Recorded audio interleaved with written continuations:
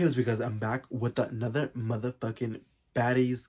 Oh my god, I keep saying Caribbean bitch. These bitches are back in the U.S. Okay, child. I'm back with another Midwest recap. I actually watched it after going to the club and shaking my ass. I got drunk and I can't. No, I shake my ass. I went to go get some food, came home like around 2 in the morning, watched it, and I'm like, bitch, this is lit. I really did enjoy this episode. It was a lot of drama, it was a lot of tea, a lot of back and forth. Like, it was very well edited, so I'm not gonna complain about the production this time, okay? I know y'all probably were tired of me talking shit about Zeus. But I do have some questions about production. Okay, so the episode starts off with Lex and Ivory fighting, and girl, this is what you call a fight. Not with the motherfucking what we were watching last episode with Jela and Ivory. And this fight was an actual fight. It was a no damn lemonade ass patty cake fight. Like, this was an actual, the both of them were throwing blows. But it seems like Ivory was being tossed around. Like, she was being flipped and dragged. And I don't know if it was her socks or she wasn't fighting, you know, because Big Legs was fighting with, like, bare feet, I think. And it seems like Ivory was fighting with socks on. And you know what they say, if you're taking your socks off, that means you want to fight. So I don't think Ivory was ready to fight. But I'm not going to sit here and say that Ivory is, like, a terrible fighter. Like, you know what I'm saying? I seen the fight where she kicked that one girl in the jaw. That was actually not cool, but whatever.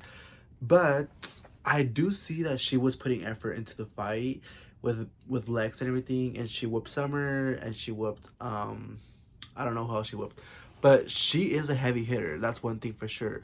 But her aiming sucks. Her consistency sucks. Like, she just, like, when she feels like she's losing, I feel like she just windmills at whatever she can win. Lex is the opposite. Like, she swings hard too, but she's also fast and she knows how to duck. She knows how to, like, combat. Like, I don't know if she took jiu-jitsu before getting on there. What Lex was whipping her ass. And whatever she was doing before Baddie, the bitch gained, okay? The reason why I know that we're both really, like, hitting each other, like, every 2 seconds, one going, and one going, and one. Like, you could just see in their heads bop around all over the place. Like, that's how you know them hits were hard. Like, them bitches were not trying to go soft with each other. I know in Bad Girls Club, it was a rule to not, that they weren't allowed to fight with full-on force. Like, you could fight, you can cat fight. But it couldn't be, like, no, like, grr, like, let's meet up in an alley after school and fight each other kind of fight. Like, these bitches are on that. Everyone was making fun of Ivory for having a fucked up face, which she did. That made her look even more ugly. Okay, I'm sorry, y'all. I think Ivory's not the prettiest, and I think that made it work. We're also gonna pay attention to Legs. That girl had a big ol' knot right here too. It was just one. It wasn't as bad as Ivory's, but like I said, I do think that Ivory did also kind of, you know, give her a couple too. And on the last round, round 3, I definitely believe, and maybe because they were tired, Big Legs was probably tired of ducking and shit. I do think that Ivory kind of won. I think she kind of, like, got mad, and, like, the Hulk in her came out, like the rage or whatever, the embarrassment came out. And I think on the last round, Ivory definitely did win. But if we're gonna be honest, the past 2 rounds overdid that one round. So overall, Big Legs won this fight. Big Legs is making fun of Ivory's knots, talking about not today, not today. Good one, bitch. And then Ivory, like, looks over at Jela and Akbar. She's like, where?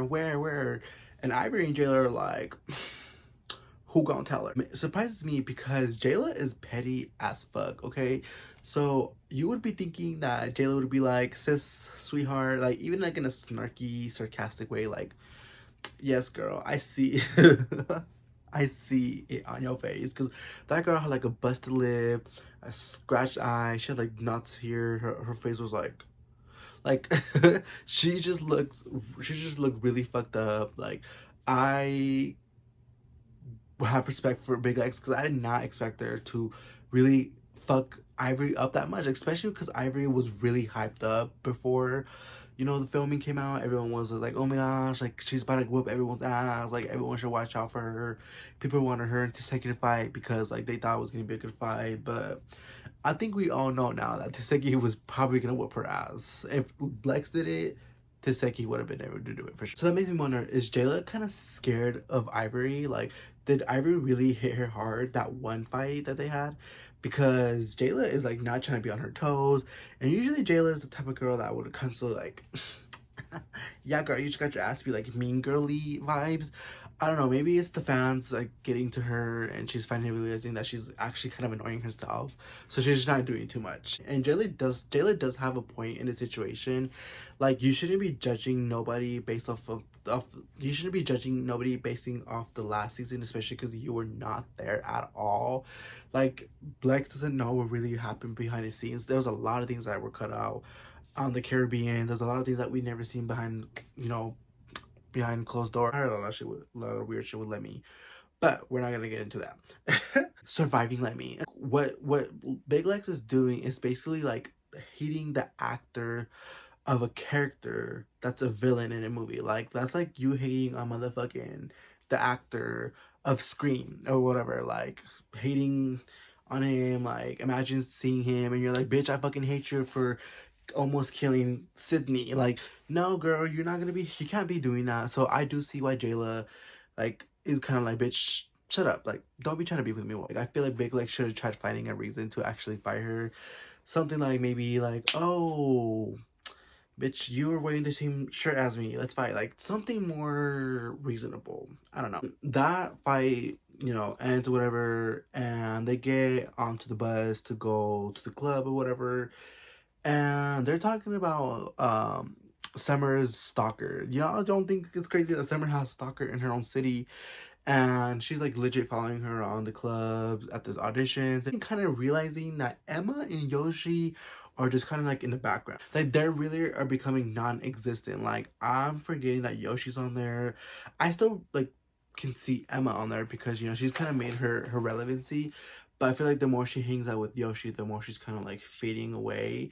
And I just feel like I'm kind of like seeing like the duos in this house. Like, it's Summer and Dolly as the fun duo, and then there's Emma and Yoshi as like the boring duo, and then I guess you can kind of include Jasmine in there too. Um, so yeah, like, I'm kind of like getting the duo between like the newbies. Like, I'm kind of seeing like the little structure or whatever. Kind of skipped this part, but there was uh uh a fight at the club with some random bitches because Diamond started singing some aggressive ass shit talking about, by the way, I just realized that one song that's on TikTok when she's like, line that shit up, line that shit up, line that shit up. I just realized that was Diamond. And I fuck with that song. I'm like, I've been playing it in the song on the radio, shit, on my way to work, like thinking about my coworkers. Just, was that the song that made bitches fight? Like, is that some kind of like, is there like a word in there that like makes people all go crazy or something? All I gotta say is congrats for your 10 minutes of fame. I'm happy for you. Your faces were blurred out, but your thong was out, so that's good to show. The next day, they're getting ready to go to the cider mill or whatever, which I didn't even know that was even a thing. Yeah, I didn't know you like go to a place to like get cider at and like donuts. Like, what?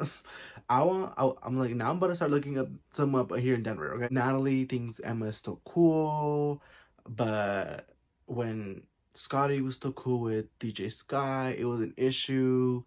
And Scotty, why are you now just kind of putting the pieces together that Natalie never liked you?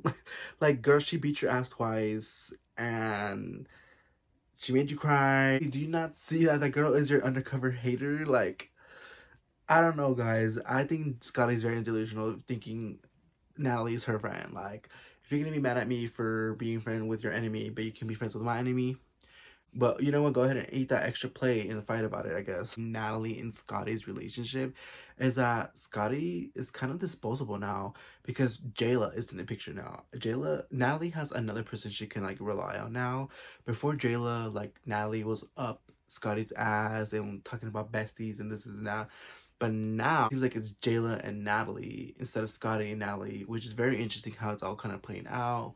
Yeah, it seems like to Natalie, Scotty is disposable, and we're gonna see at the end of the season because I know they have like a little some kind of drama going on at the end of the show. DJ Scotty or DJ Scotty, DJ what's her name? DJ High or Sky. Oh my god, DJ Sky and Natalie had a beef. Like, I thought she was their personal DJ. But then again, I would fight her too because that bitch be out here partying and showing her ass out and everything while she should be in the back like playing the music. Like, everything you can just play Cupid Shuffle and then start shaking your ass like and not have Natalie notice. Like, bitch, what? I personally feel like Natalie and Scotty probably had like a bad romance kind of situation. Like, I just know they ate each other's cooties and they probably have a lot of sexual tension, and I just feel like they just need to release it and just kind of just let it go and just like be happy, you know, it's a thing now. It's 24 like, come on now. I'm talking about making like a conjoined song or whatever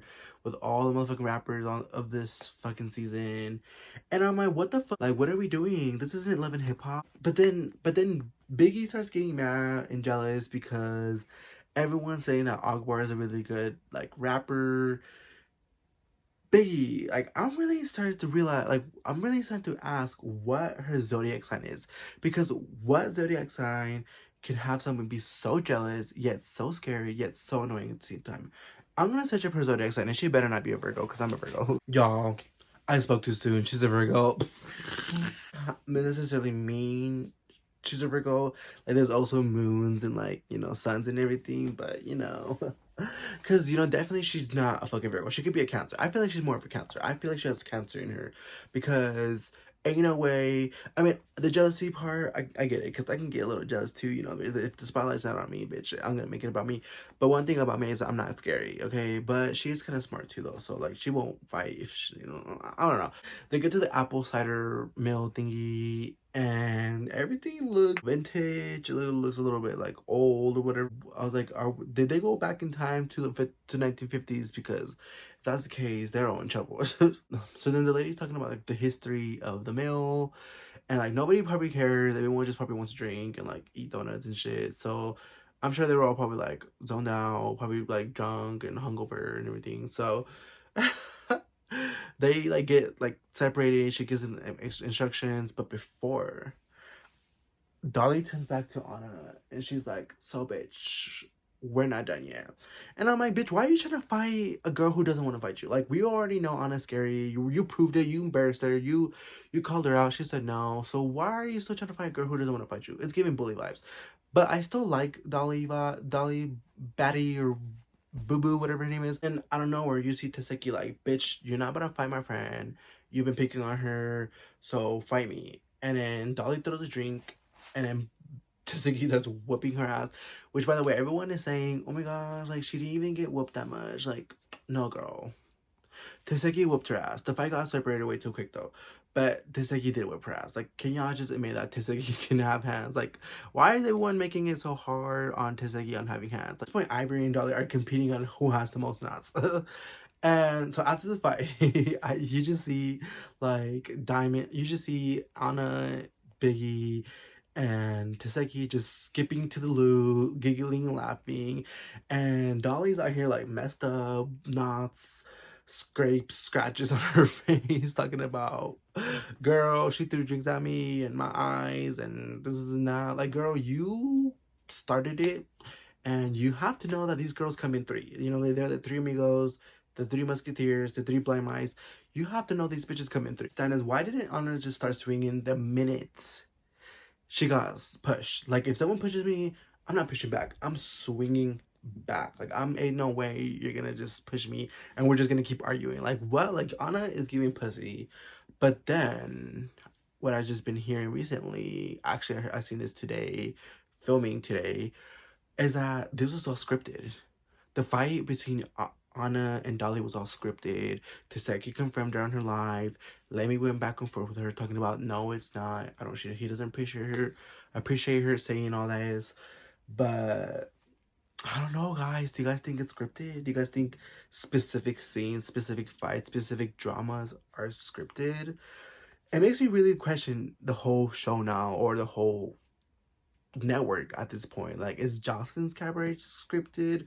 Do they pre-plan these fights now? Like, Are they just gonna be like, okay, great, so I'm gonna pull you this side, you punch me right here, you can punch me in the gut a couple times, make it look real? Like, do they pre-plan it? I watched it again just now, and I'm kind of like trying to like tweak and like really investigate and trying to like and I don't know, like the argument seemed a little bit scripted. So kind of seemed like they kind of planned it, whatever, because they were kind of standing next to each other the whole time. She didn't adjust her at all in the bus. She didn't adjust her at all after that first night either. So I'm like, where did this come from? Was this just something that was going to be planned? Did someone tell Dolly like, hey girl, if you don't fight, like, you're about to get sent home? Because I did see that in our next episode they're planning on sending somebody else home. Do you guys think this show's scripted? And if it is, let me know, because that's gonna ruin the fun for me, honestly. I'm probably gonna like unsubscribe. I'm gonna go watch Now That's TV. And I mean, and there's really no reason why Tesehki would be lying. Like, she didn't get her ass beat, you know what I'm saying? So there's like no reason why she should be lying. So I don't know. Y'all let me know in the comments. And Tinka, why are you throwing drinks? Like, she's starting to get on my nerves. Like, Tinka Bella, she is becoming the new Jela. Trying to find little reasons to get into fights and to be in the mix. Like, Tinka, like, girl, stay out of it. Like, you already had your beefs with Paula and everything. Like, oh, I get it, bitch. Like, any kind of lemon in my eyes, alcohol, girl, that shit would have stung. I never had a drink thrown in my face, so I wouldn't have known. Dolly and Diamond link up by the bus, and of course Diamond's gonna go to the bitch that also got her ass beat by the same person that she did. You know what I'm saying? Like, of course they're gonna band together and join together like some damn fucking villains that couldn't fucking beat the fucking superhero at the end of the movie. Like, this is giving that typical scenario where the two bitches who end up becoming friends that got beef with the same girl. Like, it's that kind of weird hater shit, I do like both of them. I'm not gonna lie. I'm not gonna sit here and be like, ugh. But girl, that was a little weird, y'all. Like, don't be friends just because y'all hate the same bitch. So then they move forward, and after moving forward, whatever, they're going to the spot, whatever. I guess Tinka told Paula P to move like in a really rude way, and Paula, like, that triggered Paula apparently. Like, apparently you can't tell someone to move. And Paula just started going off, calling Tinka ugly and all kinds of things. You can't be calling people ugly because you're not that cute yourself, you know what I'm saying? Like, you're like, she got good style, you know what I'm saying? I love her hair, but the face, girl, the grandma, the turtle, it's giving Yoshi from Mario. Like, you cannot be calling people ugly, girl. Like, just call her fat or something, or tall, or green giant or something. But ugly, girl, like, come on now, girl. Like, them two girls are prettier than you. They start fighting, and the whole time, yeah, I'm watching this fight, and Paula's mouth is open the whole time, so all you see is her childish ass, little ass teeth talking about. Well, I hope with the check she gets something done with her teeth, like maybe like a jaw something, or like, I don't know, she probably has an overgap or an underbite or something that probably needs to be fixed. It happens. You just see from like a long distance that Diamond just is running towards Paula and then sneaks her from the back. Iconic as fuck. Like, I don't care. This is what I live for. I live for the sneaks. I live for the pulling hair and the dramaticness. Like, I'm all for that. Like, when Megan from Bad Girls Club pulled Fallon and Rima from the back before she left the house, that was super iconic. So like, that, when she did that, I was like, oh. But low-key, y'all, Paula kind of got her leg back and grabbed her hair and started beating her ass. So Diamond, because Paula looked like Paula did not have anything on her. She had her hair still slicked back, looking cute. Not her hair. And Diamond had like a big old mullet or whatever. So I was like, okay, this is like, that kind of flopped. But iconic, okay. And you can just tell Paula was overwhelmed, because at some point Summer even kind of like started like barking at her too. But we all know, like, Summer ain't no one's scared of you, Summer. Shut up. She was like, damn, I'm on the wrong side of the house now. Like, shit. And Scotty has some cojones in her. Part 2, she probably had some liquor in her or something. I don't know if it was the wine or whatever, the cider. And she's out here calling Emma boring. Now listen, Emma is a little boring in general, but in this incident, I just feel like, just because you're in the back eating your salad, having a one-on-one conversation with Diamond, I don't think that's necessarily boring. I think she was just trying to recharge and getting to know Diamond or something. I don't know. Like, what is Diamond boring too? Cause she was in the back. Like, that made no sense. Like she's kind of like me. Like I'm an extrovert. You know, I love being around people. I like talking. I like being in big groups. I like being out. I like dancing. All that stuff. But I need to recharge. Like, you know what I'm saying? I need to, like, after, especially after being on all that and being in that small ass space at the freaking donut shop and seeing them bitches fight, all kinds of chaos going on. Bitch, I'm gonna want to recharge. She was eating her salad. She was being cute and unbothered. And here comes Scotty trying to, like, have some balls out of nowhere, trying to call her out, calling her boring, telling her, you know, why are you not here? Why are you not in the mix? Like, you know, that. And Emma was like, bitch, you better shut the fuck up before I whoop your ass again. And Scotty sat her ass back down. Still kept talking shit, but she sat her ass back down because she knew not to, you know, to keep it going. Let her eat her salad in peace. Like, why don't you go eat a salad yourself, sis? Dolly and Summer walk into the house on some BGC shit. It gave off so much Bad Girls Club vibe. It reminded me of that one scene on Bad Girls Club Atlanta where Rocky and Jen got into a fight in the limo, and then they got separate, and then once they got down to it, they started fighting in the hallway, and it just was really intense. Like, that's what this specific, you know, like, transition pre-fight type of thing gave me. Like, it just gave off so much Bad Girls Club vibes. So I was like, okay, Zeus, I see you. Paula walks into the house. Her and Summer just start going at it. And I'm sure Summer thought this was gonna be her moment, her breakthrough fight, the fight that was getting her the Baddies chain. But she got her ass beat right away. Like, at least she tried though. At least she was with it. You know, she's not scared to duck any fade. Oh my god, I'm starting to speak like them. Ew, like I don't want to talk like that. Ew. She kind of flopped, but I don't know. Maybe one day she'll meet someone that she can actually whoop, you know, whoop Yoshi, but someone else, you know, we need someone else that can give her more of a challenge, but she can still win. But then Dolly ends up fighting Paula too, which I don't know why. Like, they never really had beef, and it seems like her and Summer were already kind of getting into it. Her and Dolly never really had an argument or anything going on, so I'm kind of like wondering like what happened. Like, Dolly, you're kind of looking like a bully now because now like another bitch is against fucking Paula P or whatever. And I don't know, I'm kind of feeling kind of bad for Paula. Like, I don't like the girl, like, you know, but I'm like, damn, it's 4 bitches against her. Like, 2 kind of OGs and then 2 newbies. Like, like, I really hope Jasmine comes in and tries to, like, help her at some point. I don't know. Guys, this episode was pretty interesting. I really did enjoy it. It wasn't, like, overly, like, long, like, the last couple of episodes. My favorite fight this episode definitely had to be the Ivory versus Big Lex, when Ivory got chewed up like a damn bubble gum. She was all lumpy and gross looking. That was definitely an interesting fight to see because them girls were throwing blows. I'm not just talking about Big Lex. I'm talking about Ivory too. Like, Ivory was also throwing some big hard hits. Like, you can just. I wish you can hear the hit, like the little. What you guys think? Are you guys team Emma? Are you guys team Scotty? Do you guys think Emma's boring, or do you guys think Scotty's boring? I think both of them bitches are boring. Okay. Thanks for watching.